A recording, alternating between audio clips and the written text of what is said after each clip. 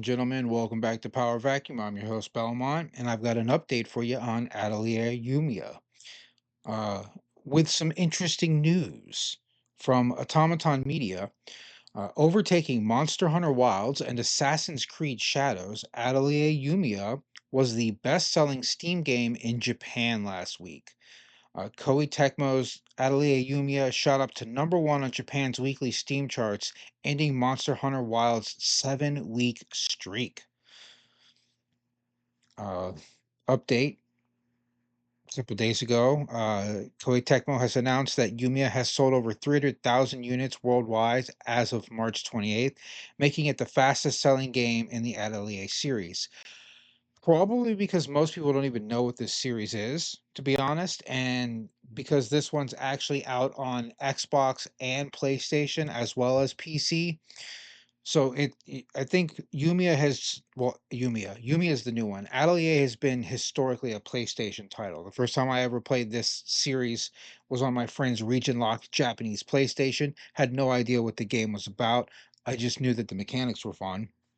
I've picked up my copy. I am haven't gotten into it yet. I'll probably start this weekend, maybe sometime during the week when I have a little bit of downtime to start doing some actual gaming because I don't want to jump on a game, especially a new one, and then just only be able to put in like 30, 40 minutes into it.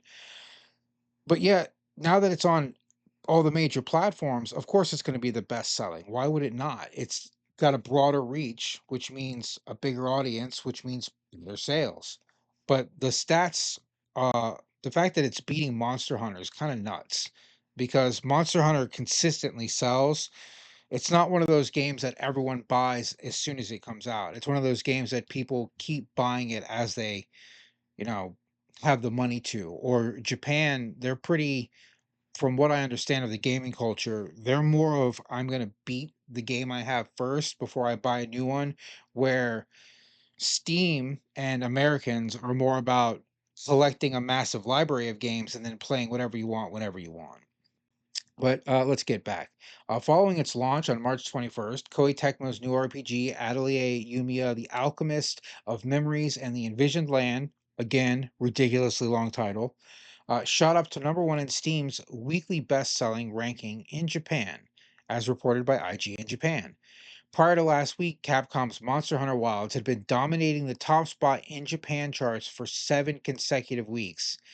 This time, it fell to second place in favor of the new Atelier game. Meanwhile, Ubisoft's Assassin's Creed, which launched on March 20th, was at number 5. Number 5? Well, yeah, in Japan, they historically don't like what they're doing with the new Assassin's Creed title. The top 10 best-selling titles in March 18th to 25 were as follows: Yumia, Monster Hunter Wilds, Overwatch 2? Hold on. Is this for Japan? Or is this everything? I'm gonna have to look that up now. Well, let's assume this is for Japan right now. But Overwatch 2, seriously? Overwatch 2, Street Fighter 6. Overwatch 2 is beating Street Fighter 6 in sales. That's nuts. Who is still playing Overwatch 2 right now? I wonder if Marvel Rivals has anything to do with a revival of Overwatch for some, because some people in Marvel Rivals is really fun, but some people can't handle third person games. They only want to play first person when it comes to shooters and like basically online battle arenas. So the fact that Marvel Rivals is a third person game may have increased desire to play Overwatch 2, but Street Fighter 6, just I can't believe Overwatch 2 is number 3. That's baffling to me. Assassin's Creed Shadow at number 5, Apex Legend, Bleach Rebirth of Souls, a game I didn't even know was out.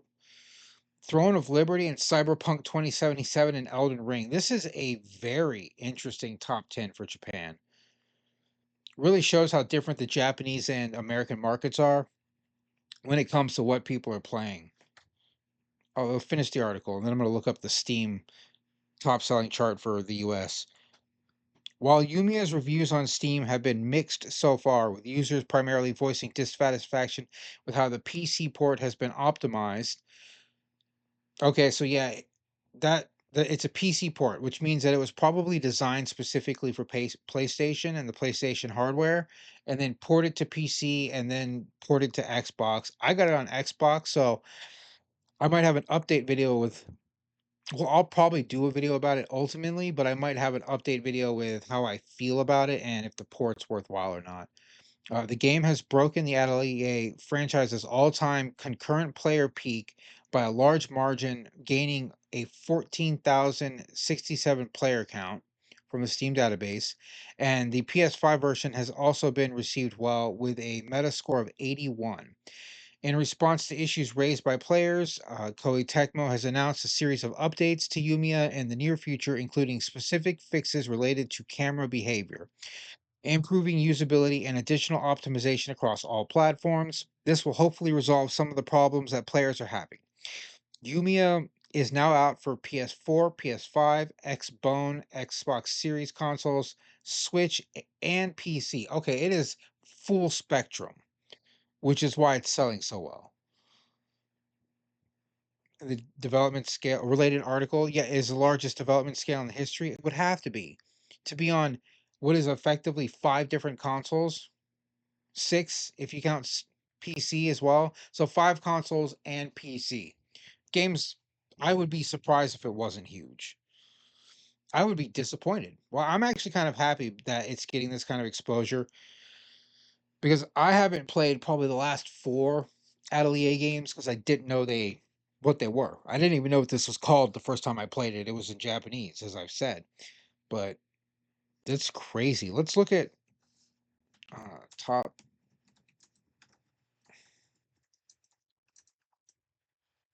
Ooh, hate this keyboard. Okay, we got global sales,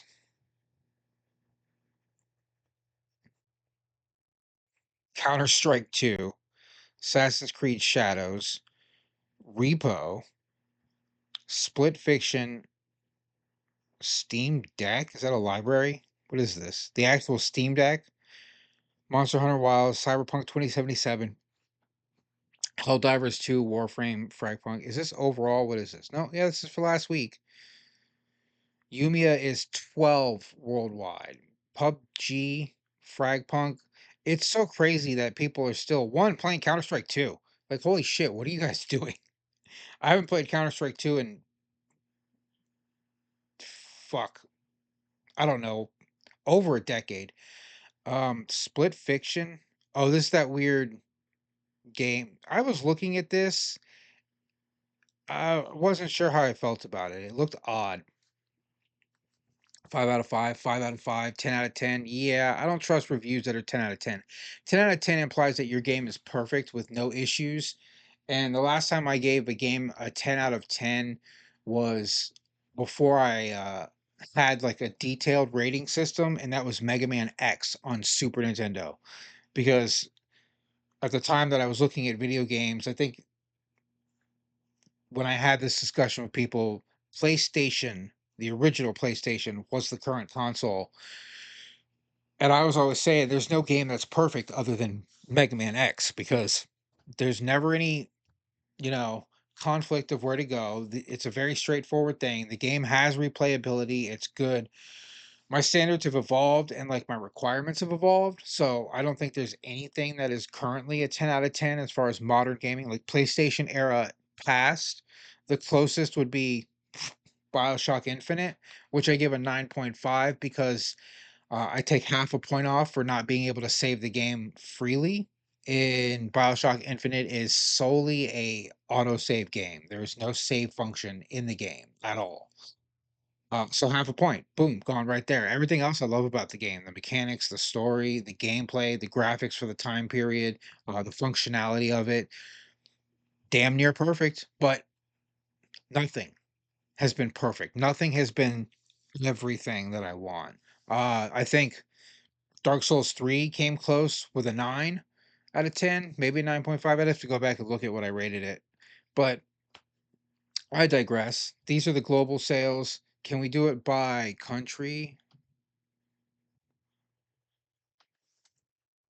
in the US? A. I don't want global. Steam charts. All right, let's see if this is what I want.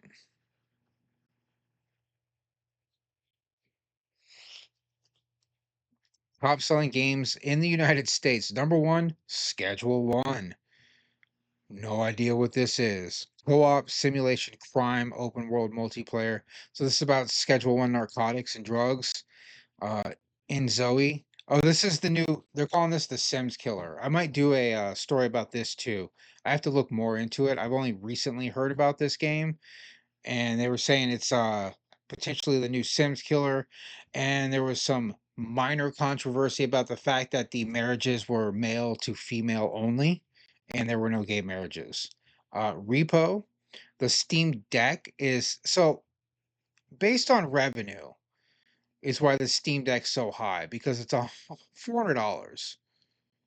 So Counter Strike 2, number five. Shit, did it just become recently free to play? Is that why it's so high on the chart? Uh, Assassin's Creed Shadows, number six. Kazan, the first Berserker. I'm looking at this game too. I'm waiting for it to go onto a sale because I'm not sure how I feel about the story. It's based off of Keanu Reeves' work that he's been doing with comics and novels, and it's about like an immortal character. I believe this is the same story that has to do with that. Marvel Rivals number eight, Monster Hunter Wilds number nine, Warframe number 10, Split Fiction, Helldivers 2, War Thunder, The Sims, Tom Clancy's Rainbow Six Siege, Throne of Liberty, Atomfall, all the way down at number 17. Ooh, just released. So out of the games that just released, Schedule One, In Zoe, Kazan, and Atomfall all this week. So this is number five for the week in just released games, but it's getting beat by all this stuff. And I don't even think Kingdom Come Deliverance on there. I don't think Atelier would even be in the top 50 for the United States because why would it be? It's not a very popular title here. It's almost a completely unknown title here. Yeah, it's not in the top 50. Is it in the top 100? Let's see.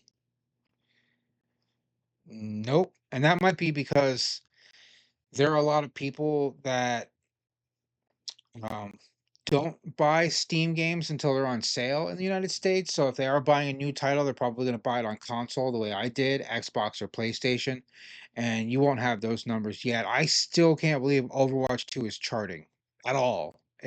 That's just wild to me. Number three in Japan. Three, Atomic Heart. This is one of the worst games I've ever played. I might actually do a video about how bad this game was because I'm not gonna start talking about it now because I'll talk for like an hour. That video might be like a long man video, but there you have it.